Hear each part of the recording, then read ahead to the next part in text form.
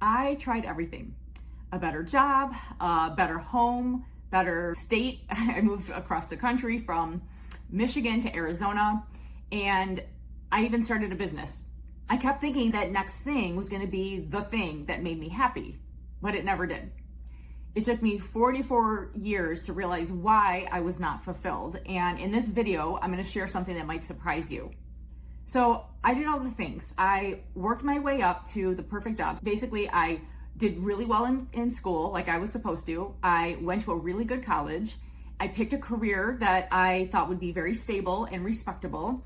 And then I worked my way up to the perfect job. Like literally, I would get a job as a PA and I was like, no, this is wrong or that's wrong or I don't like this doctor or whatever. And I would always find myself in a better position.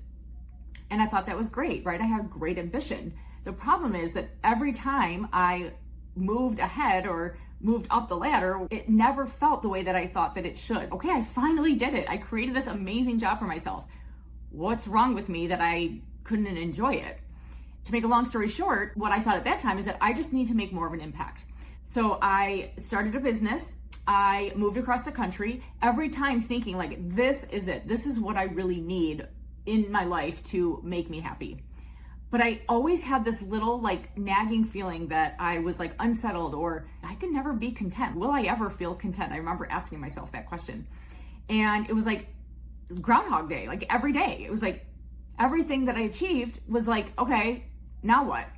I found going through this whole process that it was all about what I was achieving. I never felt fully comfortable no matter what. Like I felt uncomfortable in a new job. I always felt like people that were smarter than me or more successful than me, I felt like really intimidated by them. I felt really uncomfortable socially. Like when I would go to parties, I could let loose and have fun if I drank enough. I was always worried whether people liked me, whether I was good enough to be there. There was always just this underlying feeling of not feeling amazing about myself. And then eventually I finally realized I was always doing things that I thought I should be doing, that other people expected of me, or that's what it took to be successful or to be happy.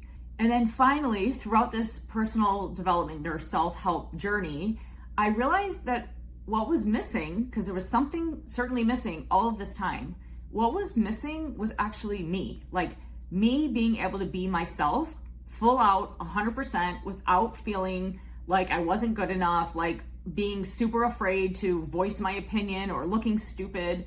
And that was a big thing that was going on that I had no idea until I started doing this deeper work of like really understanding like what was going on. I thought something was wrong with me, like I was never going to be happy. And this realization changed everything for me. When I realized all I really want out of life is to feel comfortable in my own skin, to feel like I can speak without double checking and triple checking and thinking about what I was going to say before I said it, or saying something and then feeling really stupid and regretful and be like, oh, I should have said it a different way. Have you done that before? Where maybe you go out and you meet some new people and then you get in the car to go home and you're like, oh, that was so stupid. I shouldn't have said that, or I should have said this instead. So what I really understood was instead of feeling like I could be me, like my full out self, no matter what, and not care. It's not about not caring. Of course, we care what other people think, but I just had so much anxiety and so much fear about what people thought. And it changed the way that I showed up. I showed up as the good girl, or I thought I had to be the good girl. That came from my religious upbringing, which I'll talk about in another time. I did what everyone says is the definition of success, right? I got good grades in high school, went to a good college, picked a career that would be successful, got a good job, made money. Like I did all the things that you're supposed to do. But the whole time it was about proving that I could do it, proving that I needed to do it. See, look what I did. It was like this never-ending chase for fulfillment through achievement. And that's not how we get fulfillment.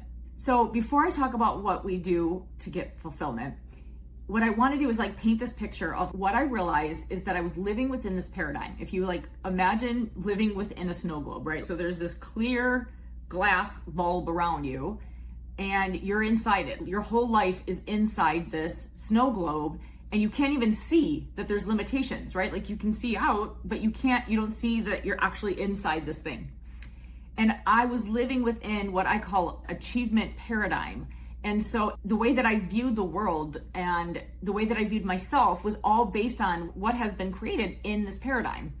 In another video, I talk about where this all comes from, where our paradigm comes from, and it's through basically the way that we were raised in society and religion. And it's not until we realize that we are living within this paradigm that we can then start to shift it and expand it and change what it is we think is possible for ourselves. And one of the questions that really helped me move through this was, what do I really want? What do I actually want? Not what do I think is next, not what I should do, not what makes sense, but what is it that I truly want? And that's when I started feeling like I could be myself and realizing that the people who know me best love me best. And I felt good when I was being myself and not paranoid of making a mistake or feeling stupid. And yes, I had to surround myself with people that I trusted so I could start to do that. And it's a process. It's not like overnight I can just go out and not care what anybody thinks. Of course, it is a gradual journey. But the point is, I started to really do things for myself. What do I want? What makes me feel good? Who cares what anyone else thinks as far as what decision I should make, but what actually feels true for me and my desires, my long-term goals, what it is that I want my life to look like. Because life is short, right? We only have one life. We get to create it the way that we actually want it, not what other people think we should want. So to summarize, the work isn't about changing your circumstances. It's not about getting a better job or a better house or living in a better state. The work was about finding me. Who am I? What do I want? What do I want my life to look like?